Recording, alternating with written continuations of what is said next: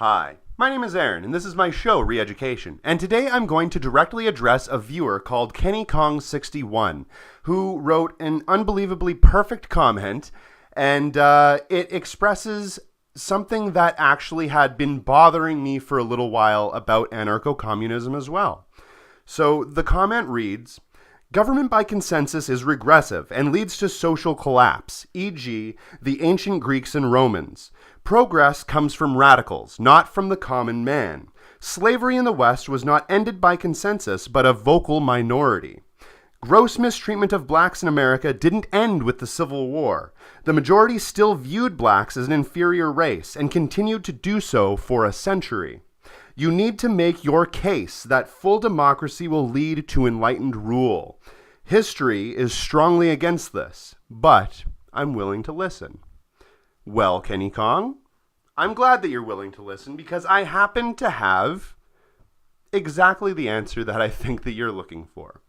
Basically, the comment boils down to the idea that if all issues are voted on directly, then there will only be majority rule, and there will be nobody left to represent minority interests. And just like everything else, this is completely false. It's a total misconception. The idea that capitalism somehow allows us to have a larger, stronger voice when you're a minority group is absolutely demonstrably false. And I'll explain why. As I've said many times in the past, in a capitalist structure, the people that have the most money get to have the strongest voice, get to have the most influential opinions, and that's because they're able to buy advertising. They're able to buy media to be able to promote their ideas.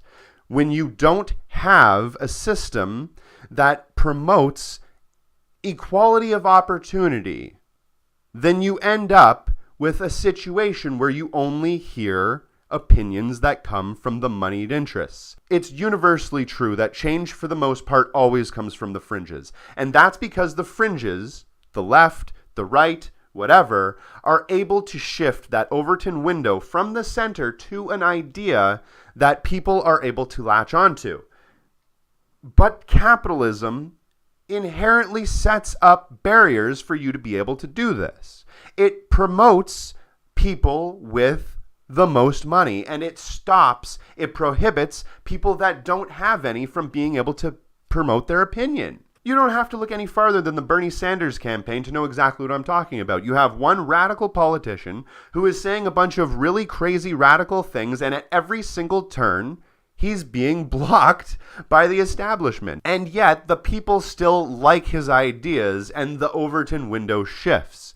And that's just from one singular politician being able to have a strong enough voice to influence anybody. Now imagine if everybody had that equality of opportunity that conservatives and classical liberals are talking about so often. If we had that equality of opportunity, if we didn't have a billionaire class, a millionaire class, holding back the common people who are just as deserving to have that spotlight as anybody that was born into money, they're holding back the common people from being able to give their opinion, from being able to give those fringe ideas. Allowing the field of discourse to be open to people who aren't just blessed with a big fucking bank account allows for a lot more fringe ideas to be able to come through. The idea that somehow anarcho-communism, anarcho, the abolishment of all unnecessary hierarchies, and communism, the worker control of the means of production, if that somehow says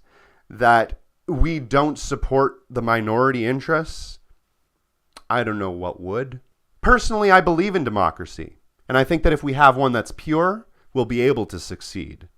At least that's the way I look at it. Anyway, my name is Aaron. This is my show, Re-Education. Thanks for watching.